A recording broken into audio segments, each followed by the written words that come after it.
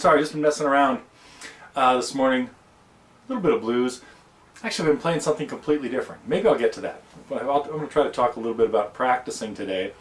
And a few other things. Some other kind of cool stuff going on the forum. Some of it related to last week, solving last week's puzzles. I really liked what everybody, the lists people came up with of songs their top 5 tunes or songs they wouldn't change the channel for. And yes, I think it does kind of always show your age what those would be. You know, if this was one of them.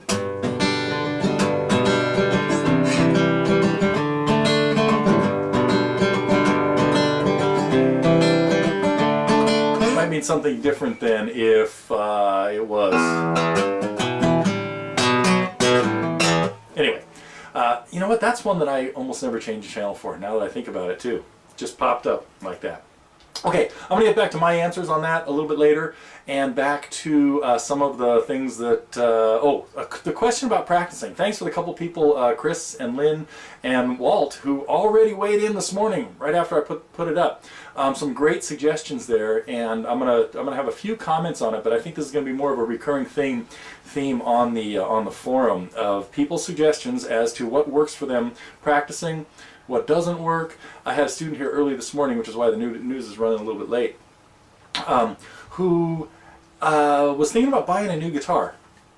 I hadn't really planned on getting into this story, but I guess I'm going to.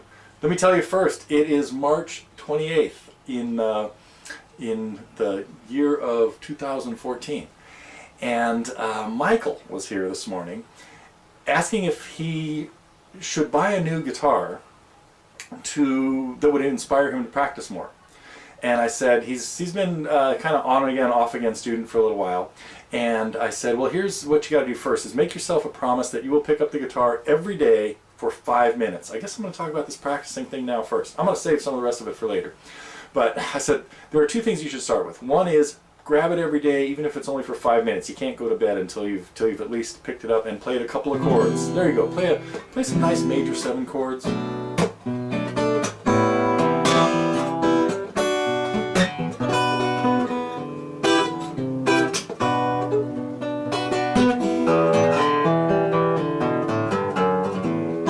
Anyway, just do something, even if it just means picking through a little, something that should be kind of easy for you. Wait a minute, I got to get back to what was going on this week. So I will talk about practicing and about my hit list of songs, which really is in a state of flux. It's got to change. It does, of course, include this and this. I guess I'm going to do my list now. And this and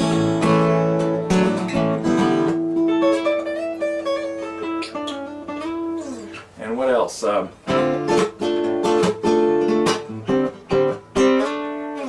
they are, the 5 that I think should be on everybody's top, at least in your top 100 songs.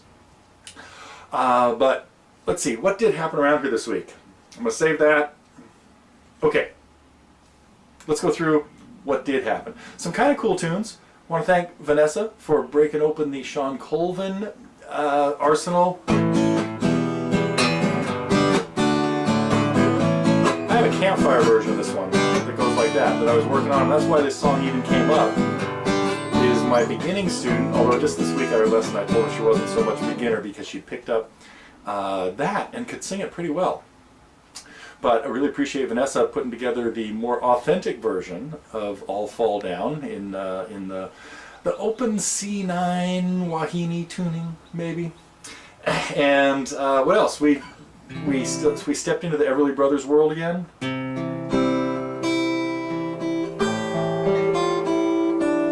It's not in that key. Okay. Anyway, we tapped into Let It Be Me. Oh, that's right. I'll save that one for later too. And I threw in, so I've been kind of working on Beatles hits, and I decided it was time to throw in Beatles non-hits and step into the obscure. So that was kind of a cool little diversion. I may still get back to it. There's still a few more hits I haven't gotten to.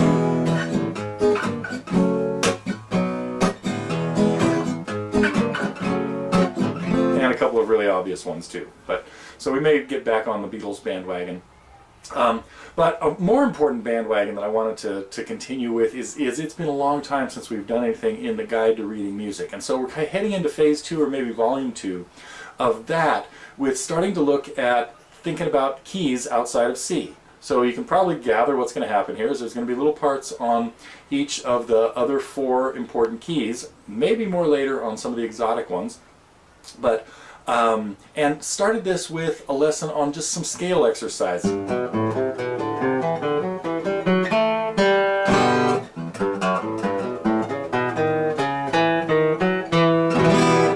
That I think are really important to practice when you're about to play a song in any key. So we started taking a look at the key of G, since it's only got 1 sharp in it. And coming up soon I'll have some easy pieces to go along with the key of G. So let's see, what else did I want to... Oh, the other thing that we had was 2 other kind of cool things in there. A couple more songs from Dave Nachmanoff's show, house concert, at Lynn's, the Without a Compass or a Map and Grateful. And thank you again, Lynn, for turning on the camera while he was there. I expect to see Dave and a few other TGers in a couple of weeks, as it sounds like there's a contingent of them going to see Al Stewart and Dave in Phoenixville on April 12th, I believe. I don't have my April calendar. Karina, come flip this calendar for me. And I think it's the 12th. And I'm going to try to join them. It looks like I happen to have to be out there watching a little softball that weekend. So let's see. That was it. A couple other cool songs from Dave's. Oh, and a song that, this is one, I'm not sure if we need to do a lesson on it because there might be enough info, and I might have a follow-up to this, of Sandy working on.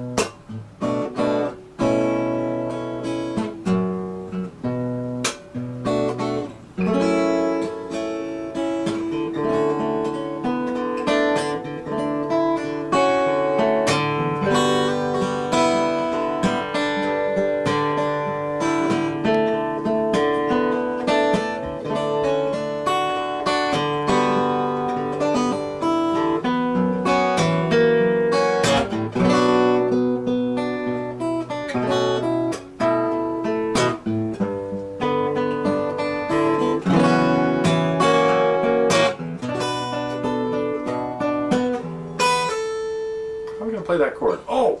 There it is. I guess I should have worked this out a little bit, but I think this will make a good instrumental somewhere down the line. So yeah, Sandy came in asking about I Can't Tell You Why, and you guys have seen probably most of that by now. So, okay. I'm going to show you one more thing. No, I'm talking about practicing first. Because it sort of relates to this song. A couple of quick tips about practicing, and then let's kind of keep this sort of going on the forum. I think it's important to pick up the guitar every day. You don't always have to have a plan. You could just pick it up and play a couple of easy things. That's part of it. Another, though, is try to structure your practice time. Break it up into certain things. I sometimes get obsessed with a particular song, and I'll play it for maybe an hour nonstop. I mean, might take a break every once in a while. But, and then I find myself getting really sore. Like, it's a repetitive stress type injury. So you do kind of need to mix things up. So I kind of, I recommend starting off with something kind of easy and fun. Let's see, what would be easy and fun in this tuning?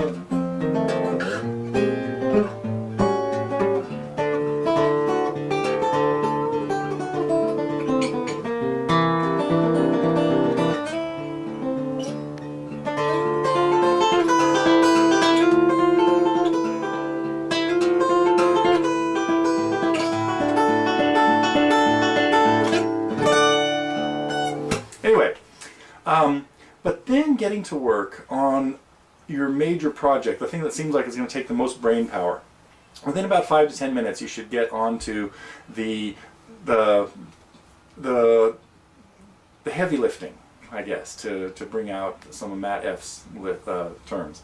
And but you can't do that for a long time. You know, maybe 15 or 20 minutes on that, and then take a break and go play easy, fun stuff that you would do if that doesn't really take a lot of work. So try to split your practice time up between a little bit of a warm-up, a little bit of heavy lifting, and then a little bit of fun, because that's what you kind of came to play the guitar for. Once in a while, pick it up and only let it be fun. Other times, maybe pick it up and only work on the heavy lifting. Now, also, you got to try to keep things in balance as far as what, you know, you've got hundreds of songs maybe, but you probably have some that you haven't played in a really long time. And so you should revisit those every once in a while. So this week I revisited a couple that I had no idea what kind of shape they would be in. I was pretty sure this one, I don't know if it was going to be bad. This is a song, I'm not sure if I ever played this guy for you guys before. It's called Imagine That.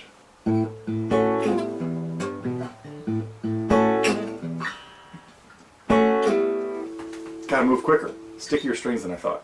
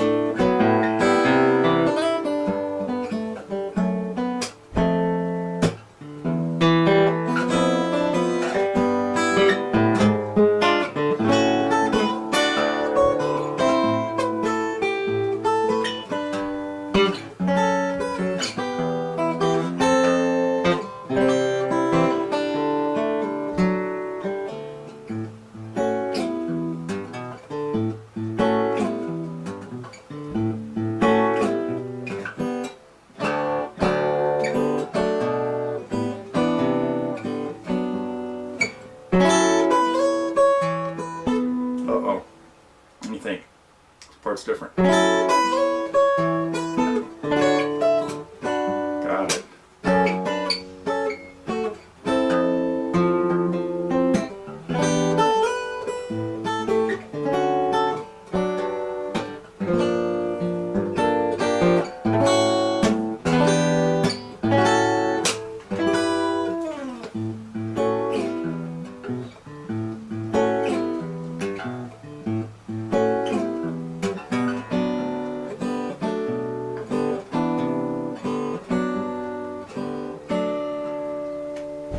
Sort of the abbreviated version, but it's one that I have been messing with. Well, I wrote it about 10 years ago, but I probably haven't played it in a couple, and I thought, I really like that song, but it's in drop D, and I keep forgetting to go into drop D. Once I went into drop D, I thought, here's another one that is in really bad shape.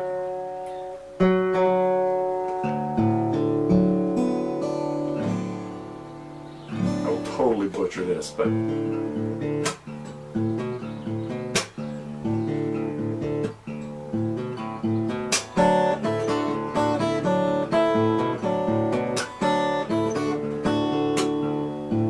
Gotta read on this.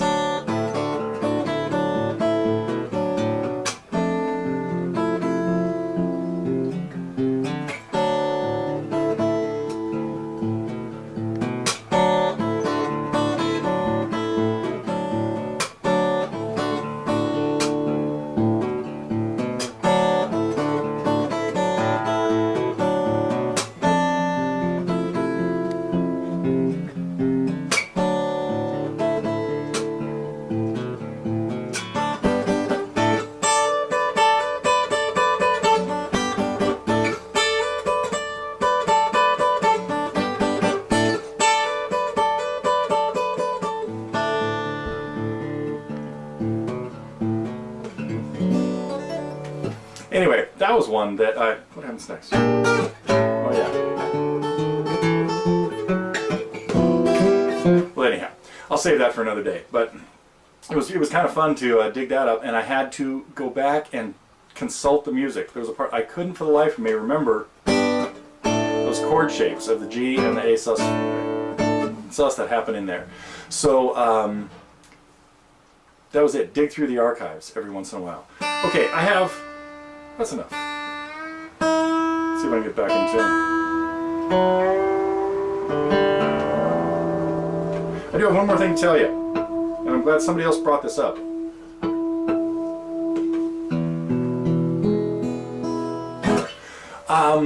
Get this book, Pumping Nylon. Great exercises in here for all kinds of stuff. Scott Tennant, well-known classical guitar player in the LA Guitar Quartet, I believe. Not sure still or not.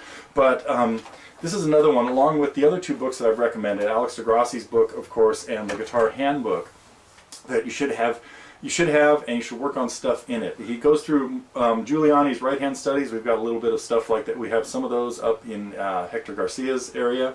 And then all kinds of other cool stuff. And if you've been following the Guide to Reading Music, get the one without the tablature. Somebody gave me this one that has tab in it. But so another book that I think everybody should consult.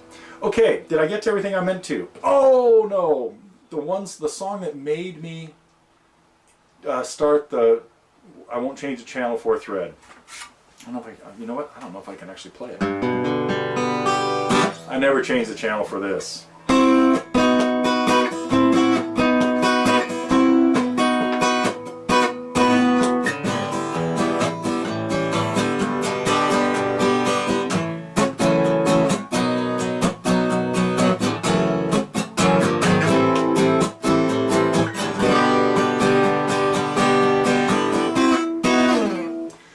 That's it. That was a song that inspired the thread. Every time I hear that, I stay glued. I stay in the car, to paraphrase, I think it was Lynn's comment. Great, or to steal a great quote.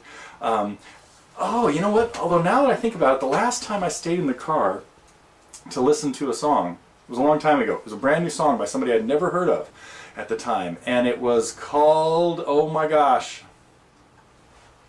it was that first hit by John Mayer. The one about the high school, screaming at the top of his lungs. Great. I should have thought about this. Okay, the name escapes me right now. But that made, I was grabbed by his voice, the energy in the song, and just thought it was one of the coolest things. Sat there in the car and listened to it till the end. Okay, next week, all should be well next week. I'll be traveling the next weekend, so we may miss a week of news depending on what's happening with life out there, or I might just have to do it on the road or on Thursday, or just forget it. We'll see. In any case, let's see, we're about a third of the way through the year. Next week we'll be into the second third, into April. Keep playing.